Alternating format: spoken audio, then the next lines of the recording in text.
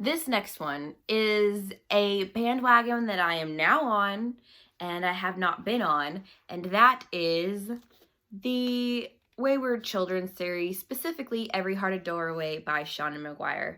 Now, I was really hesitant to start reading these. I don't know why, but I am so glad I started reading these. So, yeah, let's talk about this one. So, this one focuses mainly on a character named Nancy, and she's our introduction to this world and like how things work.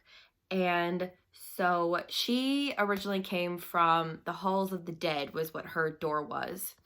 And she was loved by the Lord of the Dead, which is kind of supposed to be like stand-in Hades, which I thought was kind of cool because I love me some Hades and Persephone stuff. I'm kind of like Sam from Thoughts on Tomes. I'm a total slut for that. I just love it. I love the dynamic and the mythology behind it. And so, yes. And her roommate is Sumi, who went to Confection, which is kind of like a land where everything's made out of candy. And then there is a character named Cade, who came from a sort of kind of fairyland, but also kind of like goblin market. And he's transgender, which I thought was kind of cool. I was like, oh, nice. Oh, yeah, by the way, Nancy's asexual, and I'm living for it because as an asexual myself, we don't get represented a lot in media, like television, books, movies. So I was totally here for it, and I was like, yes, girl, I love you. You're now my favorite character. But then my other favorite character is Christopher, which he went to like kind of a kind of sort of underworld where he was like gonna marry the skeleton girl or whatever. And I hope and pray to God that we get a book about Christopher. I've heard that, is it the fifth one or something, is kind of about Christopher, and I'm so ready to read it.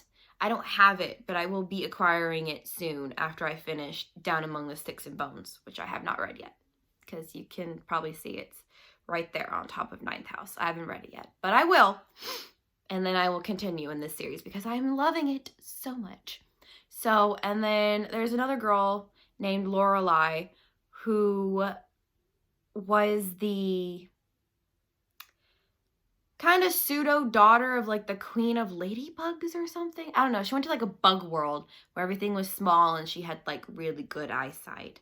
And then there's these two characters named Jack and Jill. They're twins and they went to the moors, which is kind of like Dracula meets Frankenstein, which I'm so ready for that because I am so ready to read Down Among the Sticks and Bones and get to explore that world because I feel like out of all the doors, either like Christopher's door, Jack and Jill's door, or Nancy's door would have opened to me because I am a small, creepy, weird child person, adult.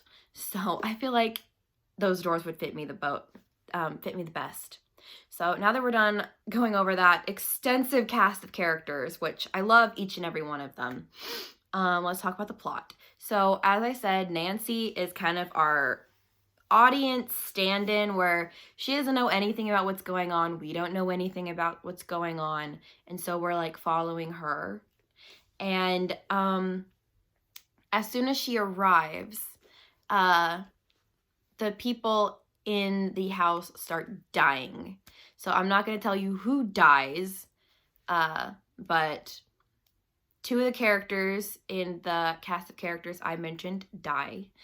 And I was just like, I am kind of loving this. I don't usually like murder mysteries, but I was totally on board for this one. And I just love that so much. And it was so good. I kind of figured out who the killer was. I think about 10 to 20 pages before the characters did because I felt like it was very obvious. I don't know if a lot of people saw that coming, but I saw it coming. That's the thing about foreshadowing is I'm one of those people who I don't care about foreshadowing. If you foreshadow something so well and you end up guessing it before the characters, I don't find that a bad thing.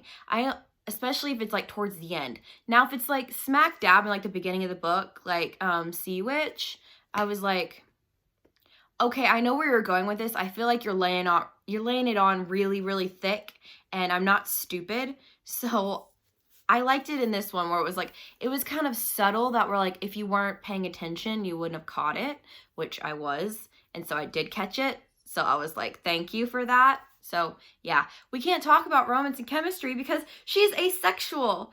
And I I don't know. I know that Cade is like kind of interested in her, and it feels like she might be interested in Cade like only on a romantic, like platonic friendship level with him. So there's more of like friendship chemistry there than sexual chemistry or romantic chemistry, which I don't need in my books. I mean, this book is a prime example. I don't need any romance for a book to be good. And I just loved it. And I am so glad that we get that some of these characters are coming back because I love them so much. How the hell did a book do that in like 200 pages? Made me love these characters so much that I'm just like, I need more. I hope these keep going on and she keeps adding new characters and we get to see their worlds and everything. And it's amazing and I just love it. So yeah, that's my review for Every Heart a Doorway by Shauna Maguire, and I will see you guys later. Bye!